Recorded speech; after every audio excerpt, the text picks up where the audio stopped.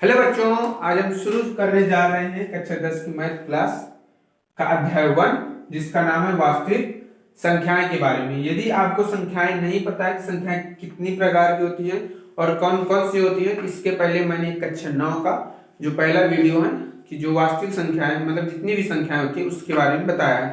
तो पहले जाकर आप उस वीडियो को देख लीजिएगा, आपको वहां से संख्याएं जितनी भी प्रकार की होती हैं सब समझ में आ जाएंगी। तो उस वीडियो को देखने के बाद आपको संख्याएं की समझ अच्छे से विकसित हो जाएगी और आप संख्याएं में महारत हासिल कर लेंगे। उसके बाद हम शुरू करेंगे, उसके बाद आप समझिएगा इन संख्याओं के बारे में। तो वास्तविक संख्याएं इसको शुरू करेंगे। तो देखिए यहाँ एक अध्याय में क्या क्या बताया गया है। पहला भूमिका, दूसरा युग्लिक विभाजन प्रमेयिका, तीसरा अंकगणित की प्रमेय, चौथा अपरिमेय संख्याओं का पुनर्भ्रमण, परिमेय संख्याओं का और ये बताया गया, और छठवां है सारांश। तो देखो जो भूमिका वास्तविक संख्याएं में भूमिका युग्लिक विभाजन प्रमेय ये है। लेकिन जैसे देखा जाए कि जो क्लास 10th है ना, उसका जो सिलेबस है उसके हिसाब से कुछ सिलेबस गणित का कटा हुआ है, कुछ सिलेबस गणित का कटा हुआ है। तो जो सिलेबस कटा हुआ है उसे हम नहीं पढ़ेंगे क्योंकि वो एग्जाम की दृष्टि से नहीं है, इसलिए आप उन सिलेबस को ना पढ़िए क्योंकि वो आपकी एग्जाम में नहीं आएंगे। ठीक है, तो अगर आपको अच्छा नंबर खींचना है तो केवल जो एग्जाम में मोस्ट है उसी को पढ़िएगा, और जो एग्जाम के सिलेबस के बाहर है उसे बिल्कुल ना पढ़िएगा क्योंकि वो सिलेबस में एक भी सिलेबस के बाहर है तो पेपर में एग्जाम में सीधी बात है नहीं आएगा। तो इसीलिए देखो जो युग्लिक विभाजन प्रमेय है ये सिलेबस से आपके कटा हुआ है। ठीक है, पहला। दूसरा जो परिमेय संख्याएं हैं ये भी आपके सिलेबस से कटा हुआ है। तो इस अध्याय में हम सिर्फ पढ़ेंगे तीसरा और ये चौथा, मतलब अंकगणित की प्रमेय और अपरिमेय संख्याओं का जो पुनर्भ्रमण है सिर्फ उन्हीं को हम पढ़ेंगे, और यानी कि जो युग्लिक प्रमेय का इसको हम नहीं पढ़ेंगे। जो परिमेय संख्याएं हैं इनको हम नहीं पढ़ेंगे। सारांश पढ़ेंगे क्योंकि यहाँ से कितने नंबर का आना है, 2 अंक। तो ठीक है, देखो एक अध्याय से अगर देखा जाए तो एग्जाम में कितने नंबर के आना है, 1 अंक का 2 क्वेश्चन होंगे और 2 अंक के 2 क्वेश्चन होंगे। तो आप ये ब्लू प्रिंट के हिसाब से भी पढ़ सकते हैं, ब्लू प्रिंट के हिसाब से भी पढ़ सकते हैं, जिससे आपके एग्जाम में अच्छे नंबर खींचेंगे। ठीक है, और संख्याओं के बारे में जानने के लिए ना आपको कुछ नहीं करना है। जो कक्षा ना है उसकी मैंने फर्स्ट वीडियो अपलोड किए हुए उसे आप देख सकते हैं, जिससे आपको ये वास्तविक संख्याएं जितनी भी संख्याएं होती है उसके बारे में अच्छी नॉलेज हो जाएगी। और आपको एक अध्याय से एग्जाम के हिसाब से पढ़ना है तो 1 अंक के 2 क्वेश्चन आएंगे, 2 अंक के 2 क्वेश्चन आएंगे। टोटल देखा जाए तो यहाँ से 4 जो 6 यानी टोटल 6 अंक के क्वेश्चन आएंगे, जिसमें से आपको युग्लिक विभाजन प्रमेय जो है इसको नहीं पढ़ना है। क्योंकि ये देखिए, ये मैं नहीं बोल रहा हूँ कि नहीं पढ़ना है, ये जो है एमपी जो एग्जाम है उसके जो ब्लू प्रिंट है उस पर निकला जो सिलेबस है, आपकी स्कूल में भी बताया गया होगा कि ये कटा हुआ है, इसलिए बोल रहा हूँ, बाकी आपकी मर्जी। तो युग्लिक विभाजन प्रमेय का ये आपके सिलेबस से कट हो चुका है। जो परिमेय संख्याएं हैं ये भी आपके सिलेबस से कट हो चुका है। 1 अंक के 2 आना है, तो अगर आप सारांश पढ़ लेंगे तो 1 अंक के 2 क्वेश्चन आपको गारंटी है कि मिल जाएंगे। ठीक है, 1 अंक के 2 क्वेश्चन गारंटी है आपको सारांश से बन जाएंगे अगर आप सारांश पढ़ लेंगे। ठीक है, ये भूमिका में कुछ नहीं होता, बस आपको बताया गया है, आपको सिर्फ पढ़ना है अंकगणित की प्रमेयिका और अपरिमेय संख्याओं का पुनर्भ्रमण। तो हम शुरू करने जा रहे हैं अंकगणित की प्रमेय। क्या शुरू करने जा रहे हैं? अंकगणित की प्रमेय। तो चलिए वीडियो को शुरू करते हैं। देखिए वो अंकगणित की प्रमेय, लेकिन इसको आप जान लीजिए कि आखिर हमने ये सूत्र लिखा क्यों है। ठीक है, तो देखिए एक आपने भाग दिया होगा कि जो भाज्य बराबर होता है, भाज्य जिसे कहते हैं, देखो भाज्य बराबर होता है भाजक गुणे भागफल प्लस शेषफल। जो भाज्य बराबर होता है भाजक गुणे भागफल प्लस शेषफल, ये होता है कि नहीं होता? तो देखो भाज्य को हम दर्शाएंगे a से, भाज्य को दर्शाएंगे b से, और भागफल को दर्शाएंगे Q से और शेषफल को दर्शाएंगे R से। तो बस वही तो लिखा है, A बराबर ये जो B हो गया और B और ये भागफल मतलब Q, यानी ये Q हो गया प्लस प्लस ये R हो गया, यानी कि A बराबर BQ प्लस R। यही है युग्लिड विभाजन प्रमेय का। क्या है? युग्लिड विभाजन प्रमेय का। इसे हम सिर्फ एक नंबर लायक समझ रहे हैं, युग्लिड विभाजन प्रमेय का। ठीक है, रटना नहीं है, सिंपल सी बात है। अगर आप लोग इस तरह से पढ़ेंगे A बराबर BQ प्लस R 0, यही मतलब रट रहे हैं सीधी बात नहीं। देखो ये भाज्य है, भाज्य बराबर भाजक गुणे भागफल प्लस शेषफल। अगर आपको ये भी याद नहीं करना है तो मैं एक और तरीका बताता हूँ। देखिए ये, अगर आपको ये भी याद नहीं करना तो यहाँ देखिए, जैसे देखिए आपने मतलब 10 लिखा यहाँ, ठीक है, या फिर मान लीजिए आप 12 लिखा, 12 सॉरी एक काम कर दिया आप उस संख्या लीजिए, जैसे हमने लिख लिया 11, ठीक है। 11 को आपको 2 से विभाजित करना है, ठीक है। किससे विभाजित करना? 2 से। तो 2 का पहाड़ा 5 बार पढ़े, कितना आया? 10 आया, हासिल 1 बचा, मतलब शेषफल 1 बचा कि नहीं बचा? तो देखो 11 क्या हो गया? ये भाज्य हो गया। भाज्य इसे कहते हैं जिसमें हमको भाग देना है, इसको क्या कहते हैं? भाज्य कहते हैं।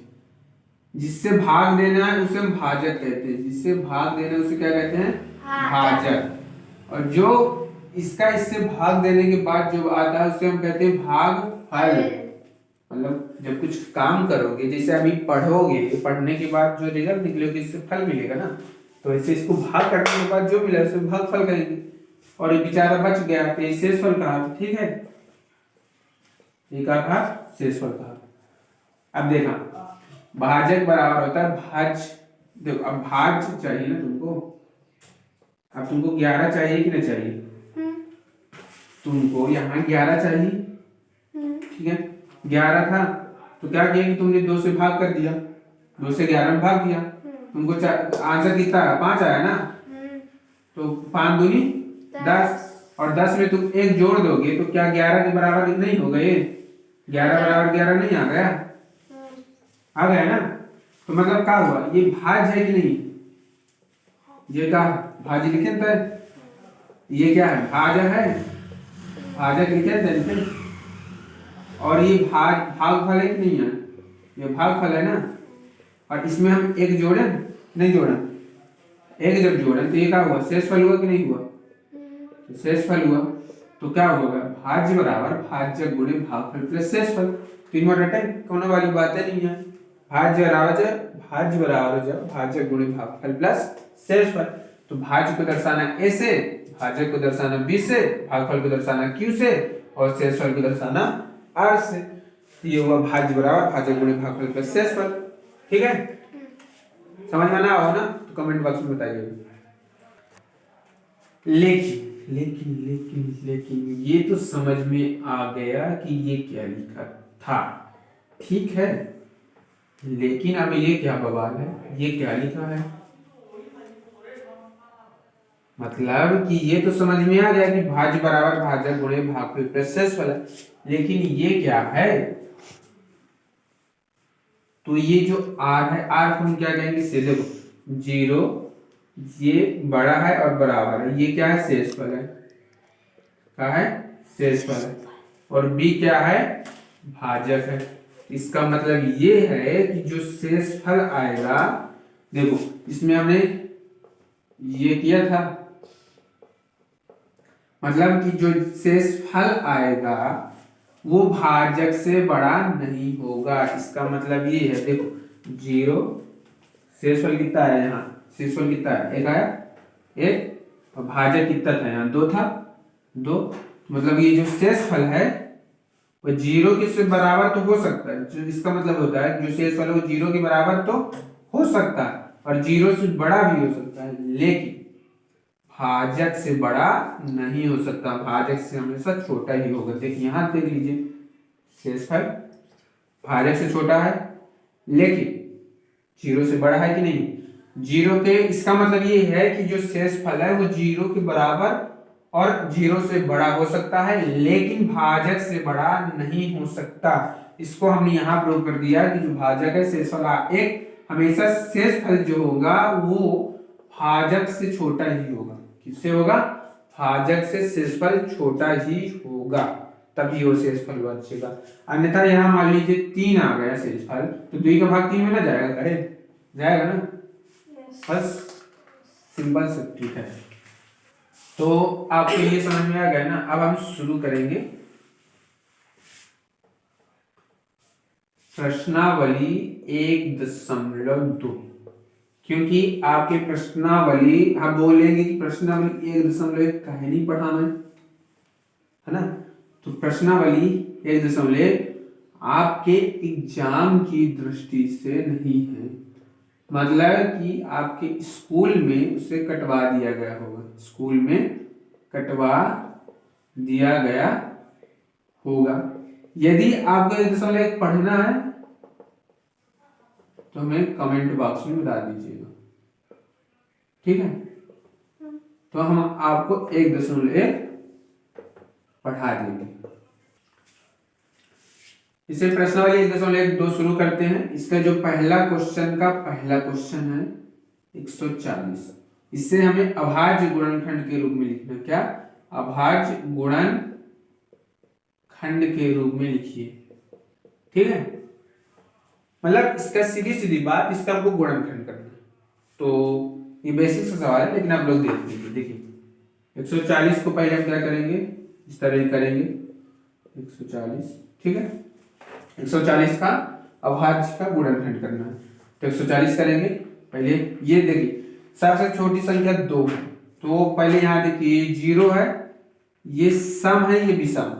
तो ये 0 जो है एक सम संख्या है, तो मतलब 140 पहले आप ये चेक करिएगा कि जो 140 है वो सम है कि विषम। तो पहले 140 है वो सम है, यानी कि सम है, यानी ये 2 से कट जाएगी। 140 क्या है? ये सम है, तो यानी ये 2 से कट जाएगी। मतलब किसी भी संख्या को काटने से पहले आप ये चेक करिए कि ये पहले सम है या विषम। यदि सम है तो 2 से कटेगी, अगर विषम है तो पहले 3 से कटेगी, 3 से नहीं कटेगी तो 5 से कटेगी। इससे आपको काटने में सहूलियत हो जाएगी, बस आप कुछ नहीं। तो ये हमने चेक किया कि ये सम संख्या है। देखो 2 से काटो, 2 का 2 सत्ते 14 और यहाँ आ गया 0, 2 सत्ते 14, यहाँ गया 0। अब 2 से काटो 5। अब देखो, अब जब तक 0 आएगा तब तक ये सम संख्या, ठीक है? अब 2 से काटना, 2 3 6। अगर आपसे काटते नहीं बनता तो इस तरह देख सकते हैं। देखो 2 का पहाड़ा पड़ो 3 में, कितना आएगा? 2 3 6, 7 में 6 की 1, 2 पंचे 10। कट गया ना? इस तरह हम काटते हैं, डायरेक्ट नहीं करते। पहले 2 का भाग देते हैं 70 में, जो आंसर यहाँ पास आता ना उसे हम यहाँ लिखते हैं, जो आंसर यहाँ पास आता है उसे हम यहाँ लिखते हैं। इस तरह किया जाता है, ठीक है? आप सोच रहे होंगे क्या बता रहा है, सही सोच रहे हैं आप। पहले ये देखो 35 क्या है? ये सम है कि विषम है? तो 35 एक विषम संख्या है, 35 का एक विषम संख्या है, 35 एक विषम संख्या। यदि आपको सम विषम नहीं पता ना तो आप पहले वीडियो देख सकते हैं कक्षा 9 की, उसमें हमने पूरी संख्याओं के बारे में डिस्कस किया हुआ है, जो सम संख्या और विषम संख्या। तो 35 क्या है? विषम संख्या है, यानी कि जो 35 विषम संख्या है, यानी ये सबसे छोटी संख्या 3 से कटेगी। सबसे छोटी संख्या 3, जो विषम की सबसे छोटी संख्या 3 है। एक भी है लेकिन 1 से नहीं काटे, 3 है, 3 से कटे, 3 से देखिए कट रहा है कि नहीं कट रहा? 3 एकम 3, 3 दूनी 6, यानी 3 से नहीं कट रहा। इसको कटेगा 5 से, क्यों? क्योंकि ये 4 से क्यों नहीं कटेगा? क्योंकि ये सम संख्या नहीं विषम संख्या है, सम संख्याएं ही 4 से कटेगी, विषम संख्या ना कटेगी। तो सम विषम संख्या, ठीक है? तो ये विषम 35 विषम संख्या है, इसलिए हम इसको शुरू करते हैं 5 से काटो। तो 5 सते 35, 5 का पहाड़ा पड़ो 7 और 5 सते 35, 7 एक का 7, कट गया। अब ये देखो, अगर अभाज्य आपको नहीं पता तो अभाज्य मतलब जितनी भी संख्याएं होती हैं उसके लिए मैंने एक वीडियो बनाया हुआ कि आप उन संख्याओं में महारत हासिल कर लेंगे। महारत हासिल नहीं होगी लेकिन एटलीस्ट आप उन संख्याओं के बारे में जान जाएंगे, इसलिए आप उस वीडियो को देख लीजिएगा। मैं इस डिस्क्रिप्शन के, इस वीडियो के नीचे डिस्क्रिप्शन में उस वीडियो का लिंक दे दूंगा, ठीक है? देखिए इसका आंसर इस तरह लिखेंगे 140 बराबर 2 × 5 × 7, ये हो गया इसका आंसर। लिखना हो तो 1 भी लिख सकते हैं, ठीक है। ये हो गया इसका आंसर, देख लीजिए। एक और क्वेश्चन लेते हैं, नहीं समझ में आया तो दूसरा क्वेश्चन देखिए। दूसरा क्वेश्चन है 156। दूसरा क्वेश्चन है 156, ठीक है। अब देखिए 156 ये सम संख्या है या विषम संख्या। तो पहले ये 256 एक सम संख्या है, यानी ये सम संख्या है, यानी सबसे छोटी संख्या 2 से कटेगी। देखिए पहले आपको चेक करना है कि ये सम संख्या है या विषम संख्या है। तो ये हमारे ख्याल से, ये सबके ख्याल से ये सम संख्या 56 एक सम संख्या है, ठीक है। तो इसको हम काटेंगे पहले 2 से। किससे काटेंगे? 2 से। तो 2 से काटेंगे तो 2 सत्ते 14। देखिए 2 सत्ते 14, अगर काटते नहीं मतलब तो यहाँ दे दीजिए। 156 को हम 2 से अगर काट लेंगे तो 2 सत्ते 14, 15 में से 14 चलेगी, 1 आया, हासिल लाइए 6 हुआ, 2 अट्ठे 16, तो कितना आया 78। 78 यहाँ पास लिख देंगे। अब ये भी एक सम संख्या है तो फिर ये भी 2 से कटेगा, तो 2 3 6 और हासिल बचा तो 2 9 18, 2 9 18। इसको भी देख लीजिए। देखिए 78 को 2 से काटना है तो कितना आ जाएगा? 2 3 6, 7 में 6 की 1 और ये 18, 2 9 18, कितना आ गया 39। अब ये देखिए 39 सम संख्या है विषम संख्या? 39 एक विषम संख्या, इसलिए अब इसको 2 से हमको नहीं काटना, 2 से नहीं काटना, क्योंकि ये 2 से अब नहीं कटेगी, ठीक है।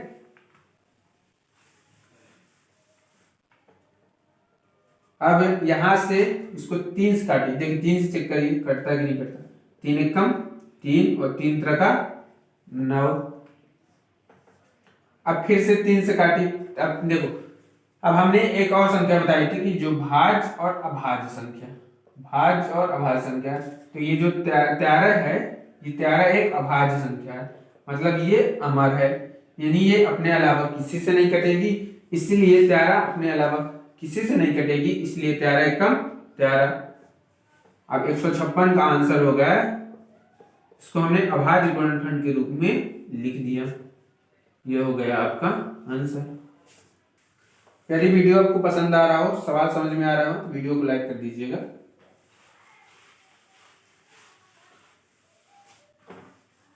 अब देखिए जैसे कुछ क्वेश्चन है 38 25 5005, जैसे 38 25 5005 और 74 29, 74 29, ठीक है। इसमें से हम एक ये वाला भी बता दे रहे हैं और बाकी ये दोनों आपके होमवर्क है, इसको कल बताइएगा करके, ठीक है। तो 38 25 देखेंगे, अगर हम 38 और 25, अब देखिए पहले ये ज्ञात करिए कि जो 38 25 है ये सम संख्या है या विषम संख्या है? 38 25, ठीक है। 38 25 पहले बताइए 38 25 एक सम संख्या है या विषम संख्या? तो 3008 से जो 25 है वो एक विषम संख्या है, यानी अगर ये विषम संख्या है तो ये 2 से नहीं कटेगी, ठीक है। 3 से चेक करते हैं।